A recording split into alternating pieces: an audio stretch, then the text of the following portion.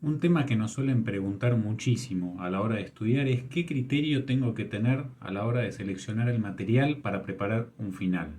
Hemos recibido muchas consultas, sobre todo en las redes sociales y sobre todo en nuestro Instagram, que es método Castagneto, método Castañeto, lo pueden seguir y allí tenemos un montón de tips. Siempre nos suelen preguntar qué criterio tenemos que tomar, qué criterio tenemos que elegir a la hora de preparar un examen final, porque en general lo que sucede es que tenemos muchísimo material y tenemos poco tiempo.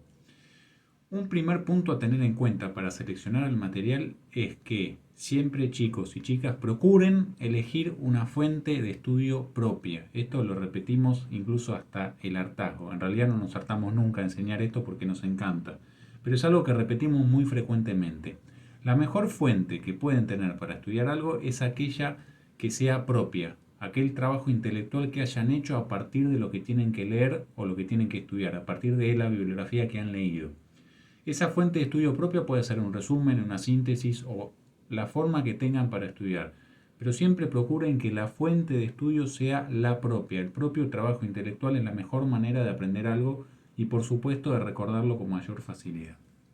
Ahora bien, si ustedes no han tenido tiempo para hacer un trabajo intelectual propio o directamente han leído directo desde el material o se sirven de otra forma de estudio, lo que les recomiendo es que, si no tienen esa fuente propia, pidan a un compañero o compañera alguna fuente o algún resumen o alguna síntesis que esté bien elaborado de tal manera que ustedes puedan armar a partir de ese trabajo el propio, ¿sí? No les digo que estudien directamente el propio trabajo de otra persona porque en general nos cuesta bastante comprender los modos y las formas de elaborar ese trabajo, sino que lo que les digo es que usen de alguna manera esa ayuda para hacer el propio trabajo intelectual, ¿sí? Entonces, un primer punto es un resumen propio, una síntesis propia, a partir de la cual ustedes estudien eso. Si no la tienen, pídanle a un compañero o una compañera que les ayude en ese sentido para que a partir de esa base ustedes puedan hacer el propio, o si no, directamente estudien a partir de otro trabajo intelectual. No es lo ideal, pero en el caso de no tener ninguno, opten por esa solución. Una cosa también, otra cosa muy importante es que tenemos que saber que a la hora de estudiar para un final, a la hora de estudiar para un examen, siempre tenemos que priorizar material. Y aquí viene una de las cosas más importantes. No van a poder estudiar todo porque seguramente sea lo mejor estudiar todo, sea lo mejor llegar hasta el último detalle con cada tema que tienen que ver, pero no tenemos tiempo. Entonces, una de las cosas que tienen que hacer como un criterio para aplicar siempre es hacerse un listado de los temas de mayor importancia a menor importancia, de tal manera de asegurarse siempre saber el tema y saber de qué fuente lo van a estudiar. Muchas veces esa fuente cambia, de pronto el tema más importante, los docentes consideran que la fuente esencial son las clases que han dictado. Entonces, en el listado aparecerá el tema uno, háganse si quieren dos columnas, el tema, en la segunda columna la fuente. Esto es muy importante que lo hagan al programar, al organizar el estudio de la materia completa, ¿sí? Se hacen dos columnas, en una primera columna el tema, en una segunda la fuente. Y eso lo hacen con todos los temas. Si tienen 10 temas, será un listado de 10 en dos columnas. Esto es súper importante porque si nosotros determinamos bien qué es importante y qué no, van a ver que van a ganar un montón en tranquilidad y van a bajar la ansiedad. Van a tener la sensación de un control inicial que es súper importante para que la mente empiece a estudiar de una manera adecuada.